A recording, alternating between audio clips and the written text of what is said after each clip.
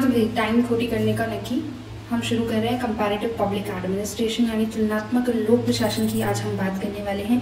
और जितना भी ज़रूरी है किसी भी एग्ज़ाम के लिए, चाहे आपके बीए के एग्ज़ाम हो, एमए के एग्ज़ाम हो, आप आरबीसी की तैयारी कर रहे हो, इग्नू की या असिस्टेंट प्रोफेसर की या सेट एग्ज़ाम की, चाहे वो किसी भी स्टेट का सेट हो, तुलनात्मक लोक प्रशासन यानी कंपैरेटिव पब्लिक एडमिनिस्ट्रेशन के बारे में जितनी भी जानकारी आपको होनी चाहिए वो सारी की सारी हम एक ही बार में कवर करने वाले हैं इस वीडियो में।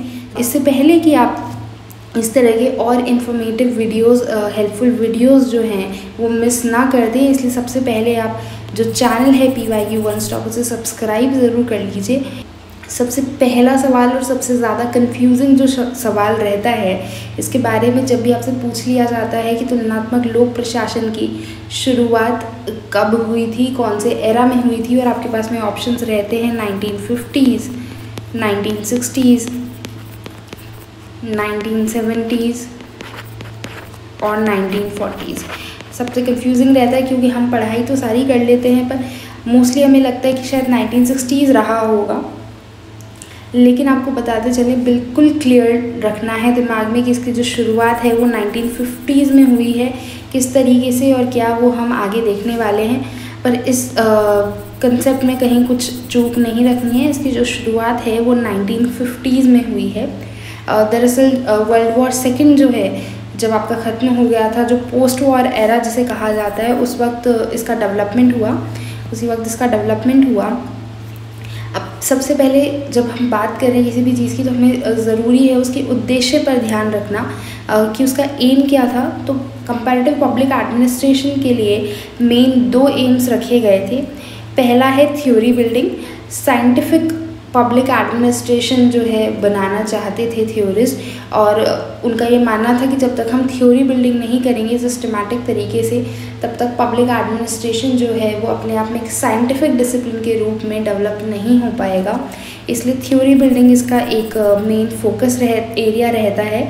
इसी के साथ साथ क्योंकि हमने बात की कि वो पोस्ट वॉर एरा में डेवलप हुआ था जो डिसिप्लिन है, तो उस वक्त काफ़ी सारी डेवलपिंग कंट्रीज़ जो हैं वो उभर कर आ रही थी, तो ऐसे में उनकी जो एडमिनिस्ट्रेटिव प्रॉब्लम्स है, उनकी जो प्रशासन से संबंधित समस्याएं हैं, उनको डील करने की भी कोशिश करता है कंपैरेटिव पब्लिक एडमिनिस्ट्रेशन।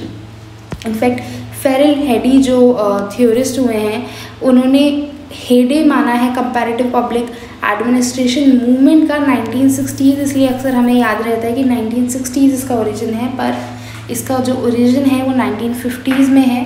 क्वेश्चन अक्सर ये भी पूछ लिया जाता है कि 1960s को हेडे ऑफ कंपैरेटिव एडमिनिस्ट्रेशन मूवमेंट किसका मानना था, तो फेरेल हेडी जो है वो हमारा आंसर रहने वाला है। आगे बढ़ते हैं। सबसे पहले हम तुलना कर लेते हैं तुलनात्मक लोक प्रशासन और ट्रेडिशनल पब्लिक एडमिनिस्ट्रेशन के बीच में। देखिए, जो ट्रेडिशनल पब्लिक एडमिनिस्ट्रेशन या क्लासिकल आप कह लीजिए, वो कल्चर बाउंड होता है, एथनोसेंट्रिक होता है, कहीं ना कहीं लिमिटेड होता है पर्टिकुलर सेक्शन में। लेकिन तुलनात्मक लोक प्रशासन की अगर हम बात करें तो वो क्रॉस कल्चरल है, अलग अलग देशों के कल्चर को कंपेयर करता है, क्रॉस नेशनल है वो अपने ओरिएंटेशन में। इसी तरीके से ट्रेडिशनल पब्लिक एडमिनिस्ट्रेशन की जब हम बात करते हैं तो कहीं ना कहीं प्रैक्टिशनर ओरिएंटेड है, जबकि कंपैरेटिव पब्लिक एडमिनिस्ट्रेशन जैसे हमने शुरुआत में ही देखा थ्योरी बिल्डिंग की कोशिश करता है, attempts theory building. Traditional public administration जो है वो रियल वर्ल्ड से डील करता है, जबकि comparative public administration in a way seeks knowledge for the sake of knowledge. Scholastic orientation जो है वो तुलनात्मक लोक प्रशासन का रहता है। और ये दोनों जो कंपैरिजंस हमने देखे हैं, अभी जो भी पॉइंट्स हमने डिस्कस किए हैं, ये सभी पॉइंट्स दिए गए हैं निकोलस हेनरी के द्वारा। निकोलस हेनरी ने इन दोनों को कंपेयर किया है। इसी के साथ में जो तुलनात्मक लोक प्रशासन है, कहीं ना कहीं से बहुत इम्पेटस मिला है बिहेवियरल अप्रोच की राइज की वजह से। जिस तरीके से बिहेवियरल अप्रोच जो है वो उभार पर आई, उसी के साथ में कंपैरेटिव पब्लिक एडमिनिस्ट्रेशन को भी उसकी वजह से सपोर्ट मिला है, उभार मिला है। अब बात की जाए पर्पस की, तुलनात्मक लोक प्रशासन का पर्पस क्या है आखिर, तो फेरेल हेडी ने इसके बारे में बात की है। उन्होंने 5 मोटिवेटिंग कंसर्न्स बताए हैं तुलनात्मक लोक प्रशासन के।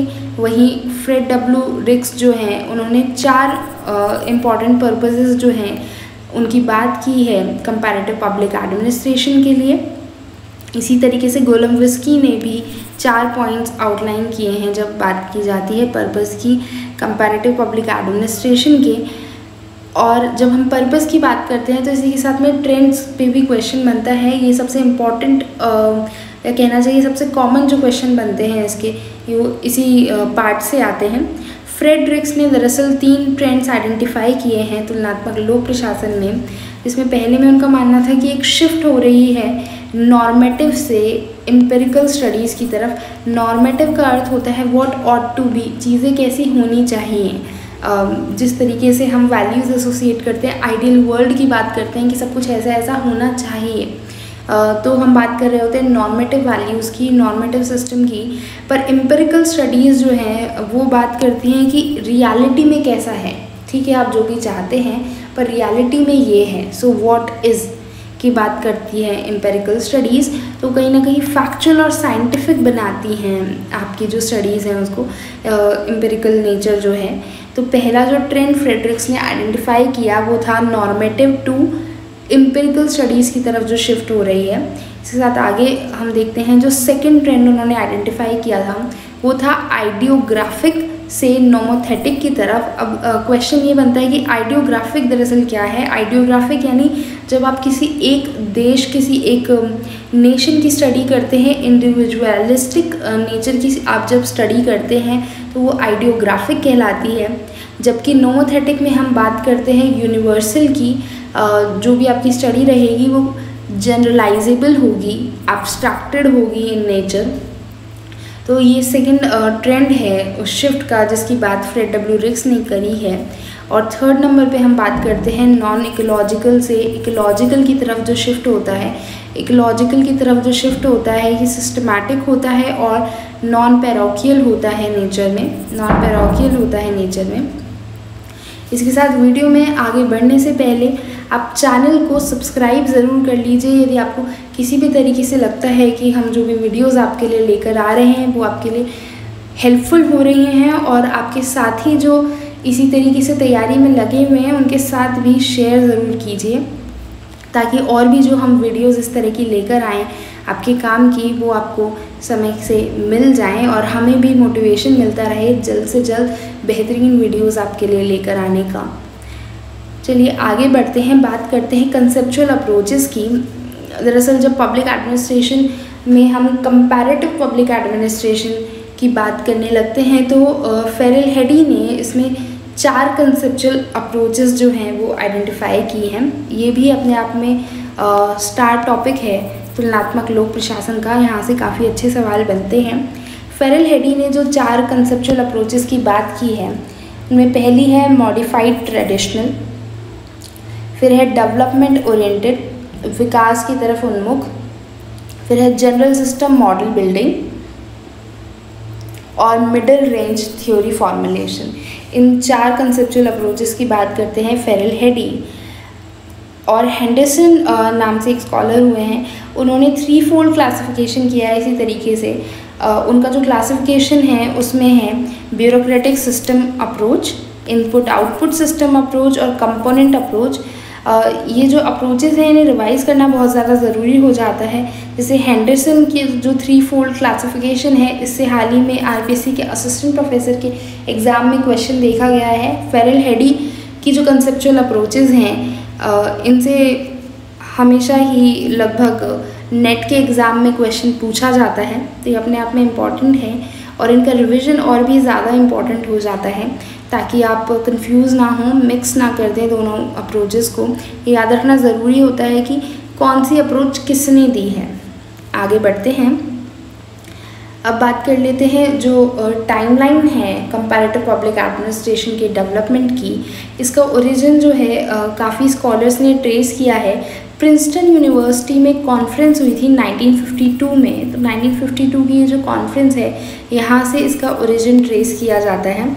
एमाइल डर्किन एक सोशियोलॉजिस्ट थे काफ़ी फेमस, उन्होंने कंपैरेटिव पब्लिक एडमिनिस्ट्रेशन की इम्पोर्टेंस के बारे में लिखा है। फिर 1955 में गैब्रियल आलमंड जो हैं, इनका आर्टिकल आता है कंपैरेटिव पब्लिक एडमिनिस्ट्रेशन के बारे में। और उसी के एक साल बाद 1956 में फ्रेड डब्ल्यू रिक्स एक आर्टिकल निकालते हैं जहां वो कंपैरेटिव पब्लिक एडमिनिस्ट्रेशन के बारे में बात करते हैं। पर इनसे भी पहले 1948 में दरअसल एक कोर्स स्टार्ट किया था कंपैरेटिव पब्लिक एडमिनिस्ट्रेशन पर ड्वाइट वाल्डो ने कैलिफोर्निया यूनिवर्सिटी में। यूनिवर्सिटी ऑफ कैलिफोर्निया में किसके द्वारा कोर्स स्टार्ट किया गया था, कौन से साल में स्टार्ट किया गया था, इस तरह के सवाल हमें देखने को मिलते हैं एग्ज़ाम्स में। तो 1948 में यूनिवर्सिटी ऑफ कैलिफोर्निया में ड्वाइट वाल्डो ने कंपैरेटिव पब्लिक एडमिनिस्ट्रेशन से संबंधित कोर्स पहली बार शुरू किया था। आगे बढ़ते हैं। 1956 में फ्रेड डब्ल्यू रिक्स का आर्टिकल आया था कंपैरेटिव पब्लिक एडमिनिस्ट्रेशन पर, और इसके बाद 1960 में फाइनली एक कमेटी जो है वो बनाई गई American society for public administration यानी एस्पा के अंडर, जिसका नाम रखा गया कंपैरेटिव एडमिनिस्ट्रेशन ग्रुप। एस्पा आप जानते ही हैं, American society for public administration, जो 1939 में इस्टेब्लिश की गई थी। इसके अंडर कैग जो है 1960 से काम करने लगा। इसके पहले चेयरमैन जो बने वो फ्रेड डब्ल्यू रिक्स बने, जिन्हें father of comparative public administration के नाम से भी जाना जाता है। 1960 से लेकर 1970 यानी एक दशक तक फ्रेड डब्ल्यू रिक्स जो है वो कैग के चेयरमैन रहे। इसके बाद में रिचर्ड गेबल ने इनका स्थान लिया। इसी के साथ आपको बताते चले कि 1962 में ही यानी फॉर्मेशन के 2 साल बाद ही फोर्ड ने फंडिंग करना शुरू कर दिया था कैग को। 3 ऑब्जेक्टिव रखे गए थे कैग के प्रोग्राम के पीछे: रिसर्च एनकरेज करना, टीचिंग एनकरेज करना और कहीं ना कहीं योगदान देना, कंट्रीब्यूट करने की कोशिश करना इफ़ेक्टिव पॉलिसी फॉर्मुलेशन को in the field of development administration. यही 3 मेन उद्देश्य रखे गए थे कैग की फॉर्मेशन के पीछे। इसके बाद 1969 से लेकर 1974 तक इसके अंडर एक जर्नल भी पब्लिश होती थी जिसका नाम था the journal of comparative administration. उसका एडिटर कौन था ये आप हमें बताएंगे कमेंट सेक्शन में। अच्छा, इससे रिलेटेड क्या होता है कि काफ़ी सारे थ्योरिस्ट ने काफ़ी सारी बातें की हैं, पर उनमें से कुछ बातें और कुछ फेमस थ्योरिस्ट हैं जिनके बारे में हमसे पूछ लिया जाता है एग्ज़ाम में और वो इम्पॉर्टेंट बन जाता है। तो ये भी ज़रूरी है कि हम कोशिश करें कि जो फेमस थ्योरिस्ट हैं एटलीस्ट उन्होंने क्या कहा है इसके बारे में हम वो ध्यान में रखने की कोशिश करें। इसके बारे में हम बात करेंगे, पर उससे पहले हम इसके टाइमलाइन को कंप्लीट कर लेते हैं। तो जैसा हमने देखा 1970 तक फ्रेड डब्ल्यू रिक्स जो है वो चेयरमैन रहे कैग के। 1971 में फोर्ड ने फंडिंग जो थी वो टर्मिनेट कर दी कैग की, और 1973 में कैग पूरा का पूरा जो है डिसबैंड हो गया और उसकी जगह ले ली सीका ने। सीका यानी section on international and comparative public administration. ये पहला सेक्शन बना एस्पा के अंडर और इसका मेन मकसद था प्रमोट करना कंपैरेटिव पब्लिक एडमिनिस्ट्रेशन को प्लस इंटरनेशनल पब्लिक एडमिनिस्ट्रेशन को। अब आप कहेंगे कि तुलनात्मक लोक प्रशासन तो हम समझते हैं, पर ये इंटरनेशनल पब्लिक एडमिनिस्ट्रेशन क्या है? तो इंटरनेशनल पब्लिक एडमिनिस्ट्रेशन दरअसल स्टडी करता है जो इंटरनेशनल एजेंसीज़ हैं उनके ऑपरेशंस को, क्योंकि जैसा आप जानते हैं पोस्ट वर्ल्ड वॉर एरा जो था उसमें काफ़ी सारी इंटरनेशनल एजेंसीज़ जैसे कि यूएन की सब्सिडरी जो एजेंसीज़ थी उन्होंने जन्म लिया, और इसी तरह की जो इंटरनेशनल एजेंसीज़ और भी आई वर्ल्ड वाइड, उनके ऑपरेशंस को स्टडी करता है international public administration. In fact Feral Heidi जो हैं इन्होंने कंपैरेटिव पब्लिक एडमिनिस्ट्रेशन और इंटरनेशनल पब्लिक एडमिनिस्ट्रेशन की सिमिलैरिटी की भी बात की है। अब हम बात कर रहे थे कि जो फेमस थ्योरिस्ट हैं उन्होंने क्या क्या बात की है इसके बारे में। तो एल.डी. वाइट का कहना था कि principles of public administration apply equally to Iraq, USA, Britain और रशिया। इस चीज़ को आप बहुत ही सिंपल तरीके से याद रख सकते हैं। आपको ध्यान ही हुआ कि एल.डी. वाइट जो हैं क्लासिकल थ्योरिस्ट की श्रेणी में आते हैं, और क्लासिकल थ्योरिस्ट जो हैं उन्हें कहीं ना कहीं लगता था कि प्रिंसिपल्स ऑफ पब्लिक एडमिनिस्ट्रेशन जो है यूनिवर्सली एप्लीकेबल हैं और एल.डी. वाइट, इसमें मेन बात ध्यान में रखने की ये है कि यदि आपको ऑप्शन में 3 क्लासिकल थ्योरिस्ट या 2 क्लासिकल थ्योरिस्ट भी दे दिए गए अलॉन्ग विद एल.डी. वाइट, तो वहाँ पर ज़रूरी हो जाता है कि आप एल.डी. वाइट को कंट्रीज़ के साथ भी एसोसिएट करें। पर मेन आपका काम बन जाएगा अगर आपको इतना भी ध्यान है कि एल.डी. वाइट जो है वो क्लासिकल थ्योरिस्ट हैं और क्लासिकल थ्योरिस्ट का मानना था कि principles of public administration universal हैं, तो यहाँ से आपका काम बन जाएगा। इसके बाद नेक्स्ट बात करते हैं, ड्वाइट वाल्डो ने 1948 में, हमें पता है, कैलिफोर्निया यूनिवर्सिटी में कोर्स भी शुरू किया था और वहाँ पर उन्होंने बात की थी कि comparative public administration it's a different animal, it's a different game all together. तो आपको बस कीवर्ड ही याद करना होता है, पूरा स्टेटमेंट पॉसिबल भी नहीं है, डिज़ायरेबल भी नहीं है। आप कोई भी कीवर्ड पूरे स्टेटमेंट में से जो जिससे आप आइडेंटिफाई करते हो, जो आपको याद रखने में आसान रहता है, उसे कीवर्ड की जैसे एसोसिएट कर लीजिए थ्योरिस्ट के नाम के साथ में और आपका काम वहीं से बन जाएगा। आगे बात करते हैं फ्रेड डब्ल्यू रिक्स की, उन्होंने क्या कहा है, तो उनका मानना था कि कंपैरेटिव होना चाहिए, नया जो पैराडाइम हो पब्लिक एडमिनिस्ट्रेशन का, इट मस्ट बी कंपैरेटिव। और उनका ये भी मानना था कि इंटरेक्शन जो है स्कॉलर्स और प्रैक्टिशनर्स के बीच में वो बढ़ना चाहिए बेहतरी के लिए। वे मानते थे कि कंपैरेटिव पब्लिक एडमिनिस्ट्रेशन एम्पिरिकल है, प्लस साथ ही साथ उसमें नॉर्मेटिव कंसर्न्स भी हैं। और अमेरिकन पब्लिक एडमिनिस्ट्रेशन को वो कहीं ना कहीं एज अ सब फील्ड देखते थे पब्लिक एडमिनिस्ट्रेशन का, बिकॉज उनका मानना था कि public administration as such global है अपने स्कोप में और अमेरिकन पब्लिक एडमिनिस्ट्रेशन उसका सब फील्ड ही रहने वाला है। फिर निमरॉड राफेली की एक फेमस स्टेटमेंट है जहाँ वो बात करते हैं बहुत ही सिंपल स्ट्रेट फॉरवर्ड मैनर में कि comparative public administration is the study of public administration on a comparative basis. तुलनात्मक लोक प्रशासन दरअसल लोक प्रशासन की ही तुलनात्मक रूप से जब हम अध्ययन करते हैं उसी को कहा जाता है। बहुत ही स्ट्रेट फॉरवर्ड इनकी स्टेटमेंट रही है। फिर जोंग एस जुन की बात करते हैं, उनका मानना था कि कंपैरेटिव पब्लिक एडमिनिस्ट्रेशन जो है क्रॉस कल्चरल और क्रॉस नेशनल ओरिएंटेशन रखता है। हमने वही कहा कि जिस भी तरीके का कीवर्ड आप जिससे आइडेंटिफाई कर पाते हो, जो एसोसिएट करने में आपको आसान लगे, उसे थ्योरीज के साथ में याद रखिए, आपके क्वेश्चंस कभी गलत नहीं होंगे। अच्छा, इससे पहले हमने आपसे क्वेश्चन पूछा था कि जो जर्नल ऑफ पब्लिक एडमिनिस्ट्रेशन है, journal of comparative public administration, उसका एडिटर कौन है, तो आपको बता देते हैं। उसका जो एडिटर है वो पीटर सैवेज है, जिन्होंने ये भी कहा था कंपैरेटिव पब्लिक एडमिनिस्ट्रेशन की आलोचना करते वक्त कि it started with no paradigm of its own and developed none. Golembiewski का मानना था कि कहीं ना कहीं ये सेल्फ इम्पोज्ड फेलियर था कंपैरेटिव पब्लिक एडमिनिस्ट्रेशन का। अच्छा, इसी के साथ में ज़रूरी हो जाता है कि जो थ्योरिस्ट हैं एसोसिएटेड कंपैरेटिव पब्लिक एडमिनिस्ट्रेशन से, उनके नाम जो हैं वो आपको ध्यान में रहें। कई बार क्वेश्चंस इस तरीके के आते हैं, यदि आपको क्वेश्चन का मेन मटेरियल नहीं भी पता है पर आप जानते हैं कि कौन से थ्योरिस्ट उससे जुड़े हुए हैं या कौन से थ्योरिस्ट उससे नहीं जुड़े हुए हैं, तो चांसेस बढ़ जाते हैं आपके उस क्वेश्चन के सही होने की। यहाँ लिस्ट दी हुई है। इस वीडियो की जो PDF है वो आपको हमारे टेलीग्राम चैनल पे मिल जाएगी, आप वहाँ से डाउनलोड कर सकते हैं और रिवीजन कर सकते हैं इसका, क्योंकि ये बहुत ज़रूरी हो जाता है। इसके बाद आगे बढ़ते हैं, बात कर लेते हैं रिवाइवल मूवमेंट की।